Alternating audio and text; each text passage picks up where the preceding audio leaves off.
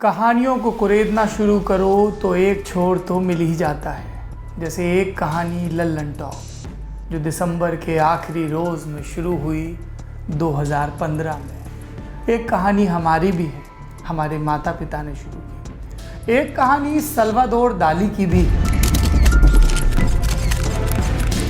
दुश्वारियों से भरी, दिलदारियों से भरी, दीवानेपन से भरी। और सल्वादोर दाली की इसी कहानी में नए सिरे से लोगों की दिलचस्पी है, क्योंकि चर्चित सीरीज मनी हाइस्ट में लुटेरे सल्वादोर दाली के चेहरे वाला मास्क लगाए घूमते हैं। कौन सा चेहरा था जो इन लुटेरों ने हासिल किया? क्या थी दाली की कहानी? पहले हिस्से में हमने आपको दाली की पैदाइश बताई, उसकी आर्ट की पैदाइश बताई, उसके पुरुष प्रेमी का किस्सा बताया, उसके घर बदर होने का किस्सा बताया। दूसरे हिस्से में हमने आपको दाली का इश्क बताया, गाला उसकी ज़िंदगी में आई तो पेंटिंग किस तरह से बदलती गई ये बताया। और बताया कि जब दाली ने अपनी ज़िंदगी के तमाम सख्त, स्याह, बदसूरत और बदबूदार सच बयां किए तो दुनिया ने कैसे रिएक्ट किया। लेकिन आखिरी में मैंने आपसे कहा था कि किताब सिर्फ दाली ने खुद पर नहीं लिखी थी, उसकी बहन ने भी लिखी थी। अब उसी किस्से से दाली की दास्तान को आगे बढ़ाते हैं। सल्वादोर दाली सीन बाय हिज सिस्टर, ये शीर्षक था दाली की बहन एना मारिया की 1960 में आई किताब का। दाली से पढ़कर भड़क गए। परिवार से उनका जैसे आखिरी नाता भी टूट गया हो। 1 बरस पहले बाप सल्वादोर रफाएल की मौत हुई थी। उन्होंने भी जायदाद में कुछ नहीं दिया था। उल्टा जो पेंटिंग घर छूट गई थी उनके लिए भी मुकदमेबाजी करनी पड़ी। और एक रोज़ तो खींचकर दाली ने कोर्ट रूम में वकील को ही पीट दिया था। लेकिन बहन एना पर दाली के भड़कने की ये सब वजह नहीं थी, एक खास वजह थी।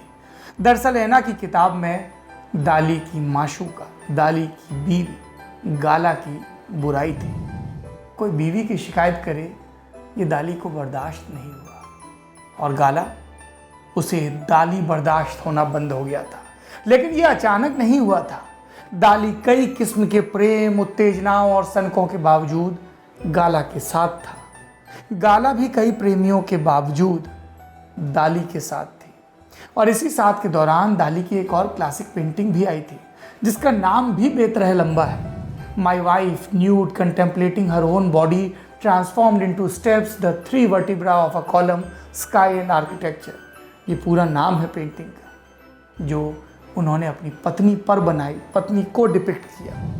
इसमें एक शब्द आता है कंटेम्पलेट, यानी गहरे विचार में डूबकर किसी चीज़ को एकटक देखना। दाली दिखता है अमेरिका से यूरोप के बीच शटल करता, कभी किसी फिल्म तो कभी किसी प्रदर्शनी के लिए इंस्टॉलेशन करता, पेंटिंग बनाता, आर्किटेक्चर फाइनल करता, चौंकाने की हद को आगे धकेलता।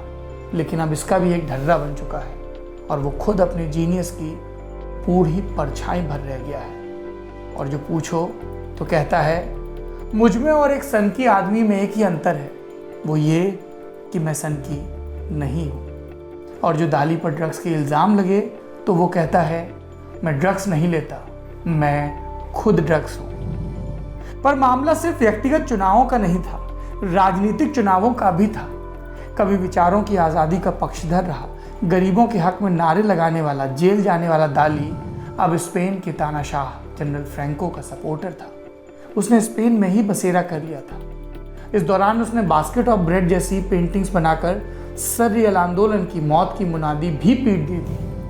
दाली पर बड़बोला, आत्ममुग्ध और सनकी होने का इल्ज़ाम लगा। कहा गया कि दाली पब्लिसिटी स्टंट करता है, खुद को कई दिनों तक बंद कर लेता है, एक्सट्रीम पर ले जाता है ताकि अवचेतन मन को ऑब्जर्व कर सके। इसे पैरानॉइड क्रिटिकल मेथड कहा गया। कई किस्से सुनाए गए दाली की ज़िंदगी के। 1939 में एक प्रदर्शनी में किसी ने उसके आर्ट वर्क में उससे पूछे बिना बदलाव किया तो उसने गुस्से में आकर प्रदर्शनी में लगा एक बाथ टब खिड़की से नीचे फेंक दिया।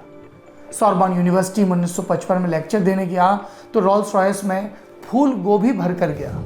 1970 में America K Dick cavity show में गया तो एंट ईटर नाम का जानवर लेकर गया। चींटियों से दाली का वैसे भी याराना था।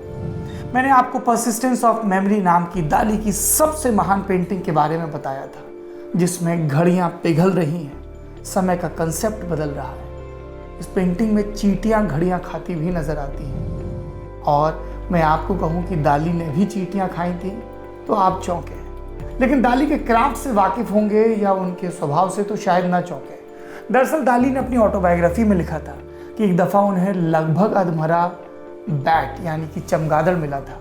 उन्होंने उसे एक टिन के डब्बे में बंद कर दिया। अगले दिन खोला तो देखा कि चींटियां उसको खा रही हैं और फिर दाली ने झटके में उसको उठा के आधा खुद खा लिया। ये घिनौनापन हमें आपको लग सकता है, लेकिन ये दाली की शख्सियत का चौंकाने की हद तक ज़रूरी हिस्सा था। लेकिन कोई कब तक चौंकाए, अब बस इंतज़ार तो दाली के अपने अंत के स्वर का था, जब उन्होंने सारे स्वर गढ़ लिए, सुन लिए, सुना लिए। लेकिन अंत यूं ही नहीं आता। अंत सबसे पहले प्रेम का आता है। पहले प्रेम मरता है, फिर इंसान मरता है कई मामलों में। गाला को दाली नाम के कलाकार का मानवीय रूप, जो पहले लुभाता था अब डराता था, उसे उबकाई आती थी। दाली जब एक्सट्रीम पर जाता तो गाला को उबकाई आती। जब वो औरों को बंद कर निहारता तब उबकाई आती। और इसके पीछे के तर्क कि अवचेतन को निहार रहा हूँ, गाला को अब इस आदमी की नज़र भी नहीं निहारनी थी। दाली ने आखिरी कोशिशों में अपने एक पुराने ज़माने का बना किले नुमा बंगला गाला को दिया। गाला उसमें रहने चली गई, लेकिन एक शर्त पर कि दाली जब भी वहाँ आएगा उसकी लिखित इजाज़त लेकर आएगा। दाली एक आखिरी दफ़ा आया, नशे के भयानक चंगुल में था तब वो। और गाला वो बहुत बीमार थी, 87 बरस की हो गई थी। वैसे भी दाली से उम्र में 10 बरस बड़ी थी। फिर एक दिन गाला मर गई। साल 1982 का था और उसी साल मर सा गया था दाली। उसने खाना पीना का मुमेश बंद कर दिया, पार्किंसन हो गया, हाथ बेतरह कांपता, वही दाहिना हाथ जिससे उसने कितने ही मास्टरपीस गढ़े थे। फिर एक रोज उसके घर में आग लग गई, वो जलकर मरते मरते बचा। फिर उसके खैर ख्वाह उसे उस घर से उसके कस्बे में बने म्यूजियम में ले गए। ये म्यूजियम उसी ने डिज़ाइन किया था और अब यहीं पर उसे मरना था 1989 के पहले महीने में। पर मरकर भी दाली कहाँ मरा? वो खुद भी कहता था जीनियस को मरने का अधिकार नहीं होता, लेकिन उसका क्राफ्ट शायद उसके मरने से कई बरस पहले मर चुका था। ऐसा था क्या? दरअसल ये सवाल पूछा गया था क्योंकि 1983 में दाली की आखिरी पेंटिंग आई थी, द स्वेलोज टेल। लोगों ने देखा और यकीन नहीं हुआ। आखिरी पेंटिंग, इतनी साफ लकीरें। लोगों ने पूछा कि जिसका हाथ बीमारी के चलते कांपता है वो ये लकीरें कैसे खींच सकता है? कहीं ऐसा तो नहीं कि पेंटिंग किसी और से बनवाई और दस्तखत अपने कर दिए?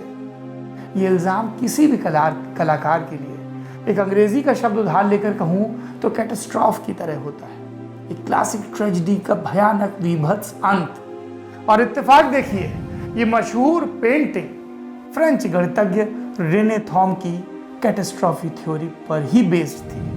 दाली की कहानी शायद खत्म हो गई क्या? क्योंकि वो तो 1989 में मर गया। लेकिन देह के मरने पर कहानियां खत्म हो जाएं तो फिर कहानियां कैसी? अभी दाली की कहानी में 2 अहम पड़ाव बाकी हैं। अभी उसकी कब्र पर कुदालें चलनी है। अभी एक लड़की को एक सनसनीखेज दावा लेकर दाली की लाश के, दाली की विरासत के सामने आना है।